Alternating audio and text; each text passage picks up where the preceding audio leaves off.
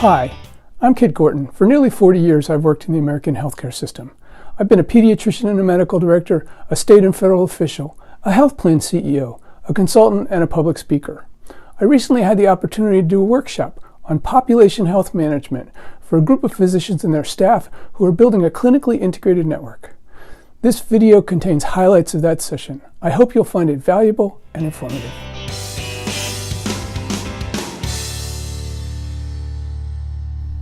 I was asked to come and talk about population health management in the context of a clinically integrated network, which is what you guys run as a company, or are aspiring to run as a company. And for me, that made a lot of sense, because having spent a number of years contracting provider networks, what a managed care plan buys from a network is one, access, and then two, the clinically integrated part is the population health management. So if you have population health management, then you can aspire to be a well-performing clinically integrated network. And if you don't, then you're just another network. And from the point of view of competing as a startup, being just another network in a very crowded space is not a recipe for success. So we thought we would talk today just a little bit about some of the basics and make sure that we have a common set of definitions, because population health management it's a little bit of a Rorschach term. People look at it and they say, oh, I know what that means, but do they really? And so we'll talk about some definitions. We'll talk about practically tools and infrastructure, what you need to do population health management, how you create the value add that you're going to sell to a health plan or to an employer or to somebody else. And then I do want to take a minute and talk about the difference between what you all do for a living, which is take care of patients, and what this business is, because it's very different. And that doesn't mean one is good and one is bad. They actually can be quite complementary when they work well together. But important to understand the differences and the gaps. Then we'll shift gears, and we will talk a little bit about total cost of care in the business of risk, because the reason that you pull together a clinically integrated network is, one, to deliver high quality care, but two, to do it in a cost effective way and to generate good stewardship for the ratepayers who are buying the services. And so we need to understand in managing a network what the major drivers of cost are. We need to talk about risk and make sure that you all have an understanding, a common shared way to think about risk. So definitions, this is the standard Kindig definition. I think David Nash taught it to me 25 years ago. It's an old definition. It's a 1989, 1990 level definition. It's been out there a long time.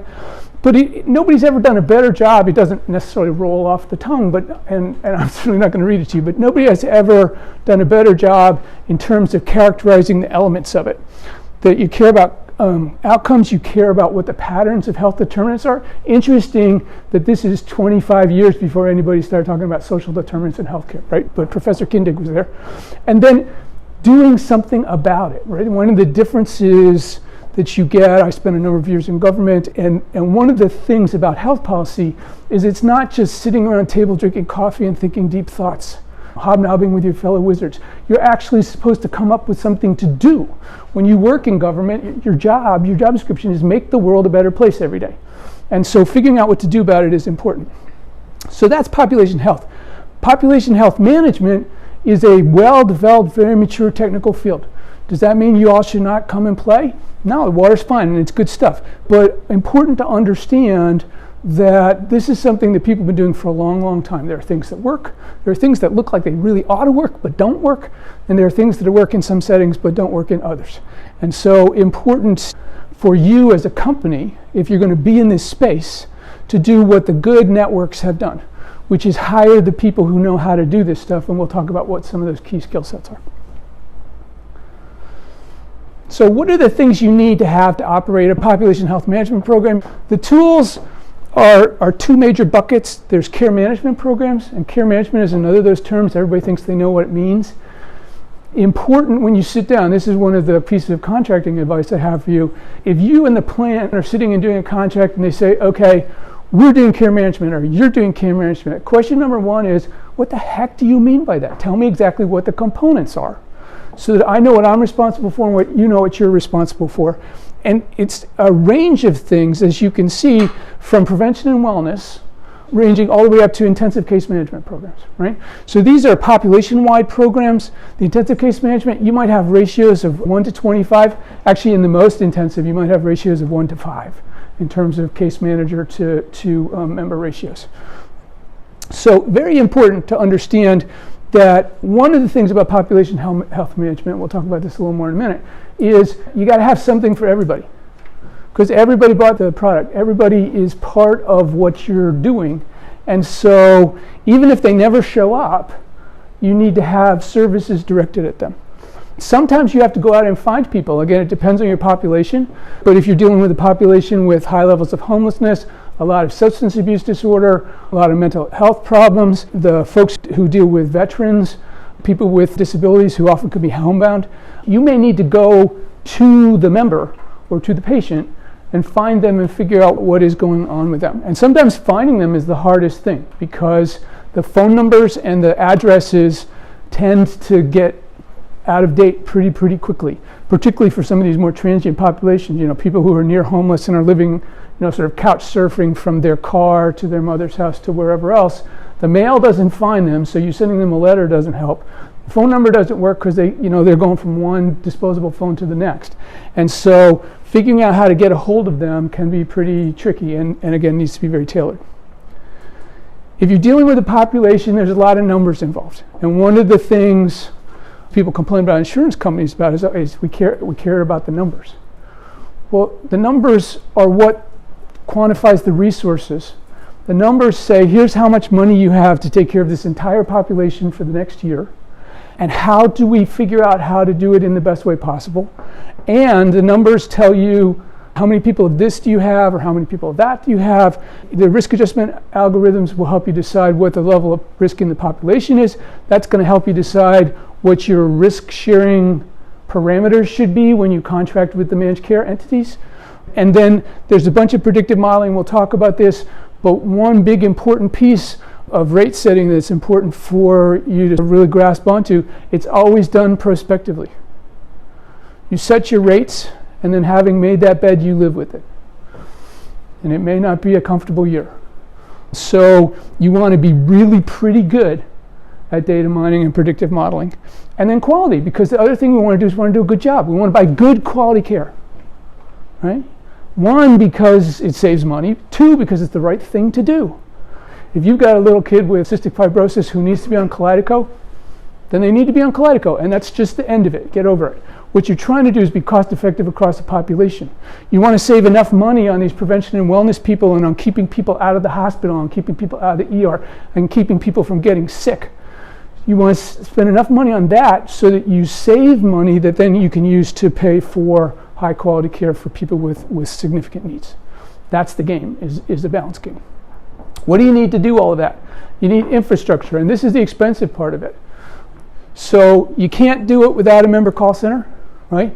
Every person in this room expects, if they need to be able to pick up the phone and call their insurance company or their network or whoever it is they're calling and get an answer to a question. And they want it now, they want it right. And running a call center, it's not a lot of fun. And the people who do it well do it very, very well. And so you need to make sure you align yourself with them. You need to be able to do automatic, we all hate robocalls. But in fact, if you're going to be cost effective, you've got to be able to call people on the phone and say, hey, you have an appointment next week.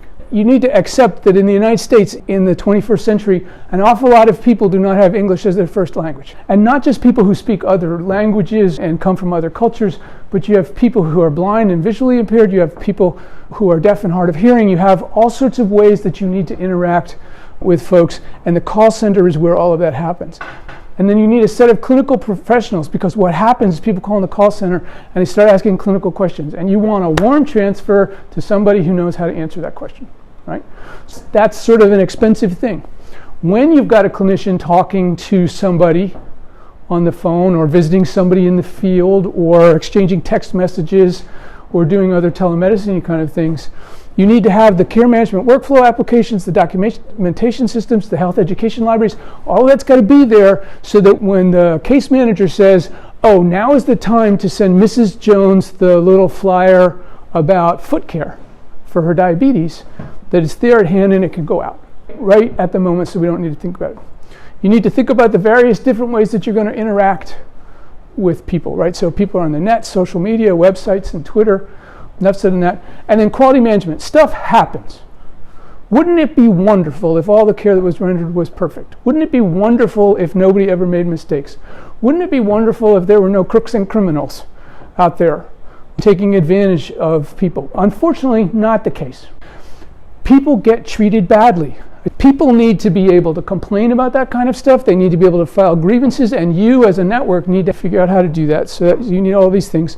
And then you need to figure out when you come across a bad actor, and they're out there, you need to figure out how to give them to law enforcement, because that's not your job, right? But somebody needs to clean it up. And the reason that somebody needs to clean it up is because it's a very expensive game. So what does it cost to do all of this stuff? This is an AHIP slide. This slide is to show you this, right? We were talking about call centers and care management workflow applications and nurses and social workers and informatics people and data analysts and actuaries. Those people are down here, and the punchline, so you don't have to read the small print, is 8% of premiums go to managing care for the covered population. And so if you think about it, it's a lot of money. And so you need to be careful what you sign up to do, because if you're going to sign up to do some of this work, and most clinically integrated networks do in fact sign up to do some of this work, I mean, we have your staff in the room who are in charge of care management programs. It's important to make sure that they have the tools and the resources they need in order to be able to do the work well. So let's take a minute to look at the contrast between patient-centered care and population health management. This is a conversation I always think of as being the one that starts, that's not why I went to medical school. And it's like, yeah, I know. I get it. So this is what we're going to do, and this is what you're going to do. You do what you went to medical school for, which is to deliver patient care. It's done in a master craftsperson model. Individual players, one person at a time. Treat the person who's in front of you. If they don't come in, they're not your problem. You use stuff like histories and physicals, diagnostics, prescriptions, surgeries, other interventions that you all do. You use deductive problem solving. You take information and you deduce it down. And your focus is on individual health outcomes, and I'm proud to say as a physician, your focus is generally not financial, nor should it be. Except that if your patient can't afford the care that you are rendering to them, then that does create a quality problem. And so you do need to think about that some. How is population health management different? It's an industrial model, right? And people don't like that. But, you know, industries solve certain kind of problems. And in that industrial model, large organizations manage thousands of people. In my last gig, I was responsible for 450,000 people. Every minute of every day of every year that they were covered, they were mine. And if they got hit by a bus while they were on vacation in Egypt, then it was my job to figure out how to get them home and taken care of. We use different tools in population health management. So HRA is health risk assessment. These are the things that we use to populate algorithms to say, is this person at risk for being more expensive than their peer? Lots of automated workflows, lots of utilization history. The provider community hates that we do all of this stuff mechanically. If you're dealing with hundreds of thousands or millions of people, the machines have to do a lot of the work. They don't always get it right. You can't always write the rules perfectly. We try and make sure that there's a skilled clinician at every step of the way. If you're getting into the clinically integrated network model, one of the things that you will be responsible for at some level is deciding who gets what care. Health plans start with inductive reasoning. You start with a bunch of individual cases and you try and come up with a rule for it. Is this truly an individual case? Or is it in fact a case which is the tip of an iceberg and we have this problem in our population that we don't know how to manage? You catch a signal and you say, does this represent my population? And you induce a rule, and then you see if you can put an intervention in place that addresses the rule. 90% of the time you got it wrong and you have to tweak it, or you have to do something different, or which great idea you came up with doesn't work. But you got to keep trying in a continuous way, because the next person will be somewhat different. Right? So that's important. And then for population health management, you do have to worry about money. And the reason is because of, several reasons. One, there's only so much money. And in any given year, there really is only so much money. So you got to get by with that much money. And we'll talk about risk in a minute. Where does the money come from? 28% comes from the federal government, right? Which means it comes out of all of our pockets, because the federal government, although they do print the money, they actually collect it from us. 28% comes from households. That's the premiums, the co-pays, the deductibles that households pay. So the money that's being spent, you can talk about employers, you can talk about big mean insurance companies. That money is coming from moms and dads and aunts and uncles and grandmothers and others. Business pays 20%. State and local government pays 17%. And then there's some other private sources of funds. So a lot of money. Where does it get spent? I promised you I would tell you where it got spent. 38% hospital care. This is CMS numbers. Here's the average expenditure nationwide 2017, $10,739 per person for every man, woman, and child in this country. That's a lot of money. $3.5 trillion. So a lot of it goes to hospital. A lot of it goes to physician and clinical services. A fair amount goes to retail drug. All of this other stuff you would say, oh, well, maybe it's not so important. Except that home health care, right? Hotspot for fraud and abuse. All sorts of bad stuff going on in home health care. And it's some of the most fragile and frail people around. So you got to pay attention to that. And as the population ages and more people with disabilities live, we're seeing a lot more of nursing care. So it's a lot of money, and if you're signing up to help manage total cost of care, you're not just signing up for this one, right? You're signing up for this and this and this, right? Because total cost of care is total cost of care.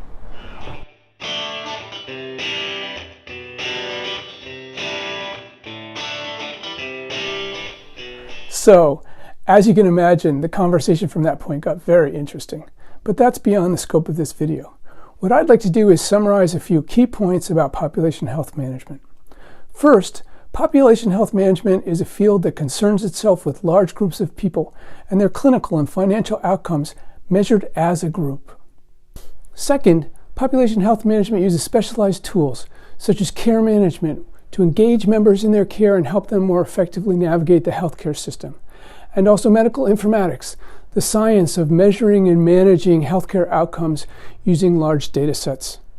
Third, population health management uses specialized resources, such as these informatics tools that we've talked about, risk adjustment algorithms, and people with special skill sets, like actuarial skills for rate setting and predictive modeling, and specialized technology like that which we would use in a call center. And because population health management seeks to create high-quality, cost-effective care, the metric of total cost of care must remain a focus.